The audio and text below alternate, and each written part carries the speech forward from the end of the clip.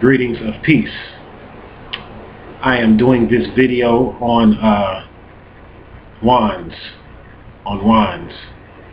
Now, when most people think about wands, the first thing that comes to your mind are magicians and maybe witches. And we know in the cartoons and on television, we see the witches and they use their wands to put spells on people. They use their wands to basically control the elements and the unseen elements and spiritual forces that are located and available in the atmosphere and even in the universe. Now, usually on television and on cartoons and on movies, wands get a bad rap.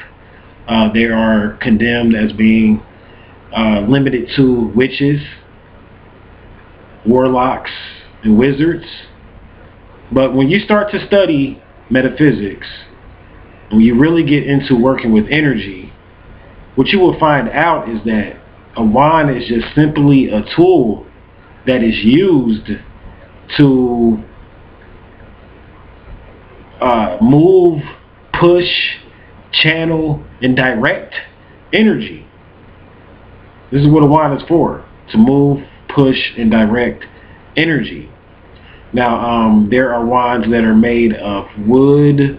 There are wands that are made of crystals, different types of crystals, and depending on the wand will kind of depend on the amount of energy that can be directed and moved and channeled. Now, wands are really good when it comes to what I use them for is to unblock chakras. Now you have chakras, a chakra system. Some people say it's 13, some people say it's 12, some people say it's 7. I say it's 13. You have 13 chakras. And basically when you work with the right kind of wand, or really pretty much any wand that has any type of metaphysical properties to it, but the more advanced the wand is, the better. When you work with the right kind of wand, you can unblock certain chakras. So say, for instance, if you have issues with your heart, you know, you've been through a bad relationship and your heart is broken. Basically, when one says their heart is broken, what really happened is that they have a blockage over their heart. They have a blockage over their heart. And this energy is kind of locked there. Now, you could eat healthy and eat certain foods to try to unblock that, but a lot of times eating healthy just doesn't, it's just not enough, because you're talking about major energy here. Like when you get your heart broken from being in love, that's a major energy block, major. So what you want to do is that you want to balance your chakras, or you want to unblock your chakras. Now when you start working with wands, you can unblock your chakras through various methods. You can program your wand to unblock the chakra that you wanted to unblock, but you have to remember it's based on that particular wand having certain properties in it that will unblock that particular chakra. It has to correspond to that particular chakra. So say, for instance, if you are using a hematite wand, just for instance, you're using a hematite wand. Hematite is for the lower chakras, you're grounding. It's like a grounding.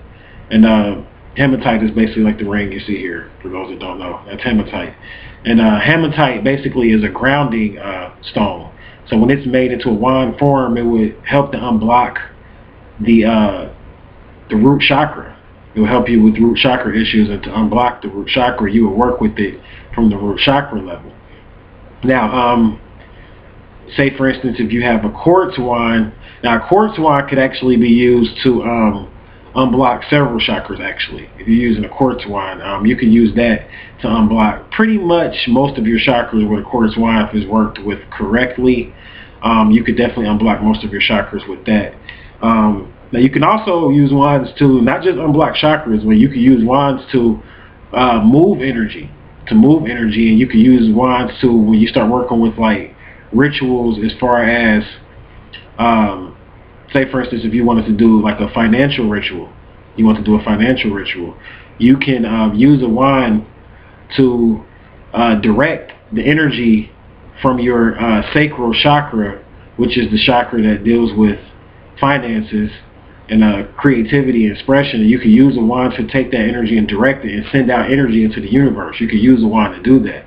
So when you see a witch or a wizard pointing their wand out, that's what they're doing. They're using their wand to send out energy based on what they programmed the wand for. So the first thing you have to do is program your wand. You have to program it for what you want it to be for and what you want to use it for. Now, when you program it, you have to make sure that that wand works for what you want it to work for. Now, there are some wands that work. There are some wands, the way they're designed, and these wands cost a lot of money. I mean, not really a lot of money, but it depends on what's a lot of money to you. But these wands are not cheap, put it that way. They're just not a few dollars or whatever. But these wands can be programmed to do just about anything. When I say anything, I'm saying anything. If you want to program it with sexual energy, you could do that. If you want to program it with creative, financial energy, you could do that. If you want to program it for health purposes, you could do that. You can program it for anything you want to program it for. Now remember, on the movies, they always depict wands and people using wands for evil and negative purposes.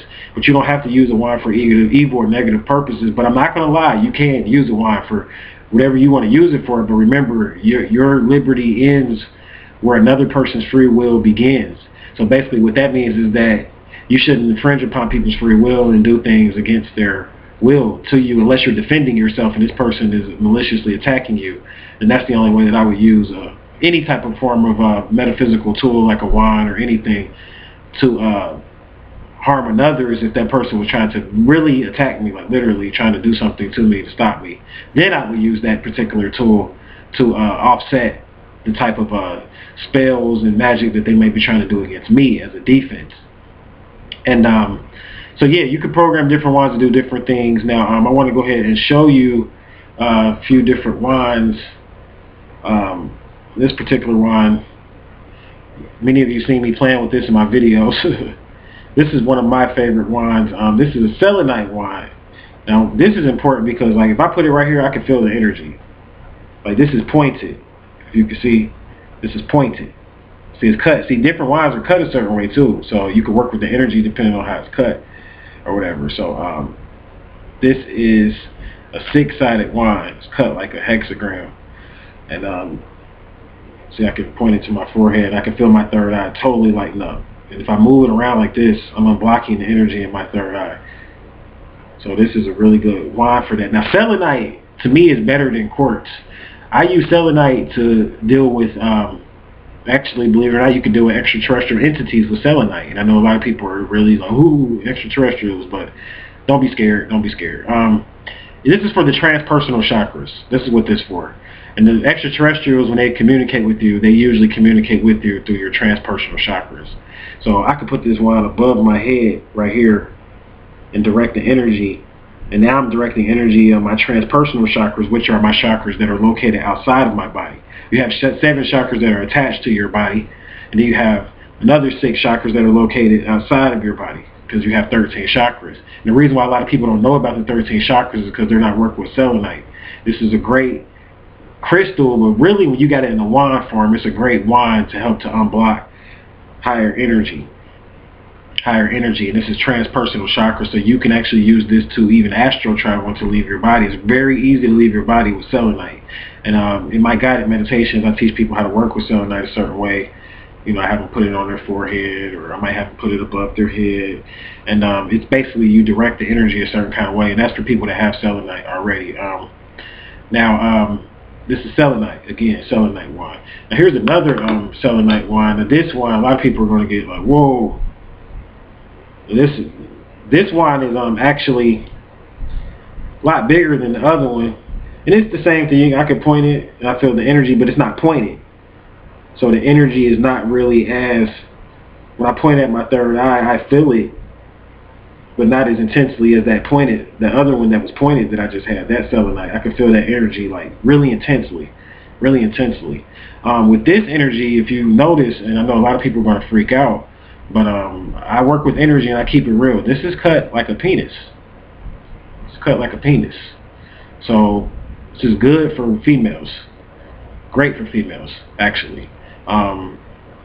You can actually use this, and you can put it into your yoni, which is called your vagina, and you can do a lot of amazing things with this, believe it or not. And I know a lot of people are like, wow, why are you talking about this on a YouTube video? We're all adults or whatever. So, and I mean, this is working with energy, guys, and you guys know that I deal with sexual energies, like the ultimate energy as far as raising the kundalini and things of that nature. So, I mean, you can do other things with this, but this is predominantly for, like, you can put it over your head and you'll feel the energy, but this is predominantly for a female, to help her to activate her kundalini energy, which is located at the base of the spine but can be accessed through the vagina, and it'll shoot that energy up and activate the transpersonal chakras. So when you work with any type of selenite, it's mainly to activate the transpersonal chakras, but a great way to do this for a female is through her vagina. She can use her vagina if she's working with wands to activate transpersonal chakras. Very important, very important. And I have this because I definitely use this in my chakra balancing sessions. So, just to kind of let people know, I definitely use this in my chakra balancing sessions when I work with clients or whatever. So I have a lot of different crystal tools or whatever. But this is selenite, and they have other wands that are not selenite that are made similar to this or whatever. So that, and again, you have to remember that each wand, depending on the properties it has, it helps certain things. It helps, it basically helps whatever the property says it helps. So like if you have tiger's eye is good for the ego and the will or whatever. So, but this is selenite. This is for the transpersonal chakras, and again, this is the other one. This is more so good for meditation, and definitely good. See, I can feel it a lot more. It's definitely good to activate certain chakras, especially the 6 chakras and up. Selenite is mainly for the 6 chakras and up. So, last particular one, but not least, very important wine. Very important wine. Now this wine is for all of the chakras and all uses. So it's not cheap. It's not cheap, but what it does for you and what you could do with it, you're limitless with this. You're actually limitless with this wine or whatever. It's got silver on it. This is silver. This is quartz. You see the point. So you got a crystal ball at the top.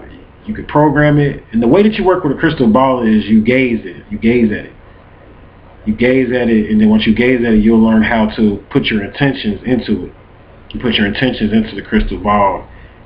Basically, when I say you put your intentions into it, this means that whatever you want to be revealed to you through the crystal ball, you put that to the crystal ball, and you'll begin to see it play out in a crystal ball. Now, this takes time to see it play out. You have to gaze in a crystal ball for a while in order to actually master this.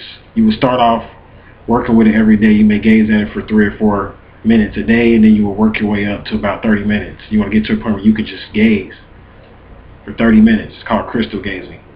You can gaze at other stones too, but this is definitely how crystal ball works. Now, with this particular wand, it has a crystal ball in it because you can program it through the crystal ball, whatever you want to program it for, and then when you begin to work with it, you can point it out and direct it out. So say for instance I wanted to communicate with someone, I would put it right here on my throat chakra, and I would focus, and I would point this out into the universe, and I would put my intentions on communicating with whoever I want to communicate with, and I would speak to this person through the wine and communicate with them. So as I'm speaking, it's sending out energy. Even as I speak to you in this video, the energy is being sent out. And this works for all chakras, this wine does. It has, if you see these right here, these different stones, and everything is real on this wine. These different stones are for different chakras. This is mainly a chakra balancing wine. This was made in India. This wine was made in India, and it's very important. This is tiger's eye. This is not wood. This is tiger's eye, and this whole thing was made by hand in India, and very important wine or whatever. You can do some amazing things with it. Like I said, it's silver. The properties of it are amazing. If you got any type of energy blockages, like you could point it at your heart and you begin to scry your heart, and you could create a portal with this. I mean, it will open up your heart chakra You could program it to do just about anything that you want to do with this wand. I mean, this is why you see people in these movies with these wands and stuff like that. That's what it's for or whatever. So, very important wand. This has a lot of weight to it too. It has a lot of weight to it. Everything on this wand is real. Tiger's eye, silver. This is your crystal ball. These are your chakra balancing points. And I use this in my chakra balancing sessions as well, the ones in person or whatever. So that's just my introduction on wands. We are offering all the wands that you've seen on this video. We actually are offering those through our website, but it's not advertised publicly. So if anybody is interested in getting one of the wands, send me an email, 13signsastrology@gmail.com. If you're interested in ordering one of those wands or whatever, just send me a message, 13signsastrology@gmail.com, and I will go ahead and correspond with you and let you know, basically the prices on these different wands or whatever. But like I said, the one that's for all the chakras, this one is very expensive, just to let people know. Like I said, it's not really expensive depending on your financial situation, but like I said, this isn't like $10 or $20. I'll tell you that much. So, but it's great what you can do with it. It'll bring you all type of abundance. You learn how to work with it. Learning how to work with it is just, first you want to balance your chakras with it, because your chakras is what's going to allow you to be able to start using the wand to, like, your chakras have to be open in order for you to use the wand to begin to manifest with it. So you first have to have your chakras open, and so that the energy can flow through you and through the wand. So that when you program the wand with your energy, you'll program it with the best energy. So, I mean, this is a great way you can unblock your chakras with the same wand, luckily. So you can unblock your chakras with many wands, but that one in particular is a good one. The last one I showed, and the other two I showed, like I said, are really good for transpersonal chakras. So I hope this helped you to briefly understand wands. There's a lot more to learn, of course, but that's just my brief dissertation on it. For more enlightening information, visit my website, 13signsastrology.com. And I'm going to leave you all in peace and prosperity.